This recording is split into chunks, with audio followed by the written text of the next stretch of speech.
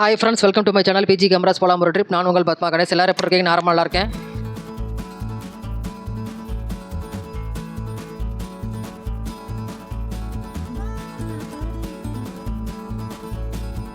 இன்னைக்கு நாம் இந்த வீடியோவில் 108 திவ்ய தேசங்களில் ஒரு தலமும் ஆழ்வார்களில் தோன்றிய ஒரே பெண்ணான ஸ்ரீ ஆண்டாள் அவதரித்த தலமுமான ஸ்ரீவில்லிபுத்தூர் கோவிலை பற்றியும் அக்கோவிலின் சிறப்புகளை பற்றியும் அக்கோவிலில் நடத்தப்படும் சில முக்கிய திருவிழாக்கள் பற்றியும் பார்க்கலாம். சரி, வாங்க வீடியோக்குள்ளே போகலாம். ஸ்ரீவில்லிபுத்தூரானது ஆழ்வார்களுள் பெரியாழ்வார் மற்றும் ஆண்டாள் அவதரித்த திருத்தலங்க. இது 108 திவ்ய தேசங்களில் ஒன்று. ஸ்ரீவில்லிபுத்தூர் கோவிலானது விஜயநகர பேரரசின் கீழ் வந்த திருமல நாயக்கரால் சுமார் 2000 ஆண்டுகளுக்கு முன் கட்டப்பட்டதாக நம்பப்படுது. கோவிலின் தல வரலாறு. ஸ்ரீவில்லிபுத்தூர் முன்னொரு காலத்தில் வராக சேத்திரம்னு அழைக்கப்பட்டு வந்தது. சேத்திரத்தின் ஒரு பகுதியாக ஒரு காடு இருந்துச்சு. வில்லி, கண்டன் அப்படின்ற 2 சகோதரர்கள் இருந்தாங்க. அவங்க ஒரு நாள் வேட்டையாடிட்டு வர்றப்போ கண்டன் வேங்கை புலி ஒன்றை துரத்தி போகிறாரு. அவரை புலி கொன்றுது. இதை அறியாத வில்லி தன் தம்பியை தேடி அலைகிறாங்க. சோர்வடைந்து மரத்தடியில் படுத்து தூங்குறாரு.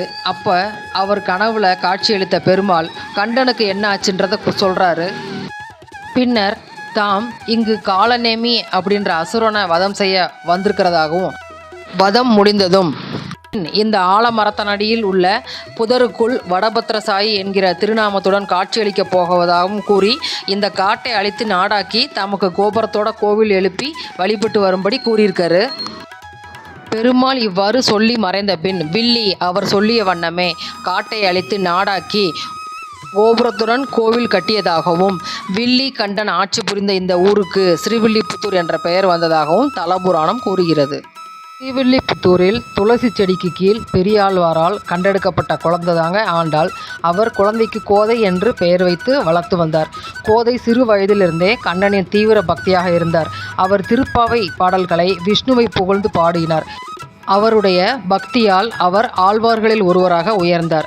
ஆண்டாள் பிறந்த நாளை ஆடிப்பூரமாக கொண்டாடுகிறோம். ஆண்டாள் விஷ்ணுவின் மீது வைத்திருந்த அன்பை இந்த நாள் நினைவூட்டுகிறது. இங்குள்ள மூலவர் வடபத்திரசாயி என்ற ரங்கமன்னார். இவர் சுயம்பு மூர்த்தியாக அருள் பாலிக்கிறார். பொதுவாக அனைத்து பெருமாள் கோவில்களிலும் பெருமாள் சன்னதிக்கு எதிரில் தான் கருடாழ்வார் வீற்றிருப்பார்.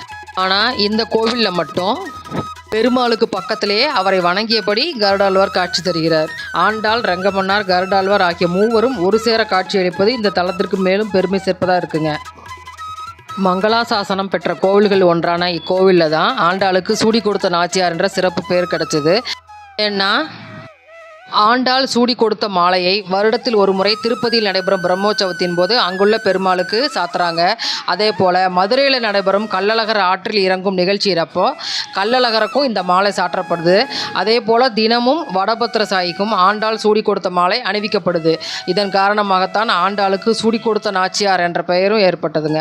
இக்கோவிலில் ஆண்டுதோறும் நிறைய விழாக்கள் நடைபெற்றாலும் ஆண்டாள் பிறந்த நட்சத்திரமான ஆடிப்பூரத்தை முன்னிட்டு நடைபெறும் தேரோட்டம் ரொம்ப பிரசித்தி பெற்றது.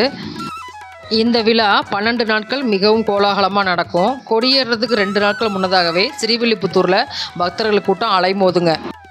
தேரோட்டத்தன்னைக்கு தமிழ்நாடு மட்டுமின்றி பல்வேறு மாநிலங்கள்லேருந்தும் லட்சக்கணக்கான பக்தர்கள் இங்கே வந்து கலந்துக்குவாங்க தேரோட்டத்தில். இதாங்க கோவிலோட நுழைவாயில். அப்படியே மனசில் தரிசனம் பண்ணிக்கோங்க.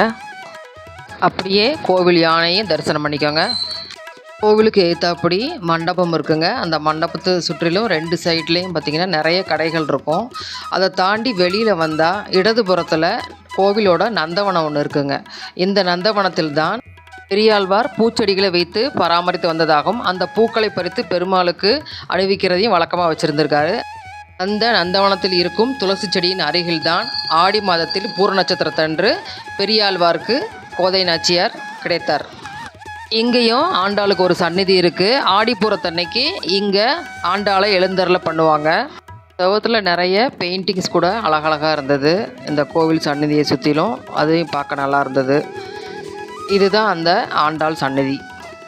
மெயின்டெனன்ஸ் ஒர்க் நடக்கிறதுனால செடிகள் எதுவும் இல்லை. நந்தவனத்துக்கு வெளியில் வந்து இடது பக்கம் திரும்பினா சக்கரத்தாழ்வார் சந்நிதி இருக்குது. இதுதாங்க அந்த சக்கரத்தாழ்வார். இந்த சக்கரத்தாழ்வார் பஞ்சலோகத்தால் ஆனவர். இங்கேயும் சுற்றி நிறைய பெயிண்டிங்ஸ் கூட இருக்குது.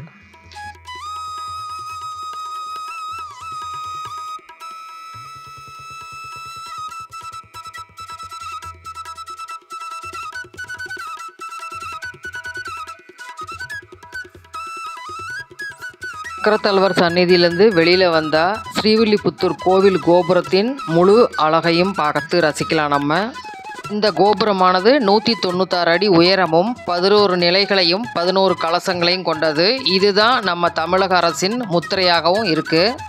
பொதுவாக அனைத்து கோவில்கள்லேயும் சுவாமி அம்பாளுக்கு தனித்தனியாக தேர் இருக்கும். ஆனால் ஆண்டாள் கோவிலில் மட்டும் பெருமாளும் அம்பாளும் ஒரு சேர மணக்கோலத்தில் காட்சியளிப்பாங்க. அதனால் இந்த கோவிலில் ஒரே ஒரு தேர் தாங்க. அந்த தேரில் தான் ஆண்டாளும் ரங்கமன்னாரும் மணக்கோலத்தில் எழுந்தருளுகின்றனர். இது வேறு எங்கும் இல்லாத தனிச்சிறப்புங்க. மணக்கோலத்தில் வீட்டிற்கும் ஆண்டாளை தரிசித்தால் நற்பலன்கள் கிடைக்கும் என்பது பக்தர்களின் அசைக்க முடியாத நம்பிக்கையாகவும் இருக்குது. ஆடிப்பூரத்தன்னைக்கு ஆண்டாளுக்கு சிறப்பு பூஜைகள் செஞ்சு வளையல் அணிவித்து அம்மனை வழிபடுவதும் வழக்கத்தில் இருக்குங்க. இந்த நாளில் ஆண்டாளை போல பெருமாளின் அருள் கிடைக்க வேண்டும் என்று வேண்டி திருப்பாவை, லலிதா சகஸ்ரநாம போன்ற பாடல்களை படிக்கிறது சிறப்பு. ஆடிப்பூர நாளில் ஸ்ரீவில்லிபுத்தூரில் நடைபெறும் தேரோட்டத்தில் பங்கேற்று ஸ்ரீ ஆண்டாள், ஸ்ரீ ரங்கமன்னாரை தரிசனம் செய்தால் வாழ்வில் எல்லா நலங்களும் பெறலாம். திருமணம் ஆகாத ஆண்கள் மற்றும் பெண்கள், குழந்தை பாக்கியம் இல்லாத தம்பதிகள் தேரை வடம் பிடித்து இழுத்தால் அவர்கள் நினைத்த காரியம் நிறைவேறும் என்பது நம்பிக்கை.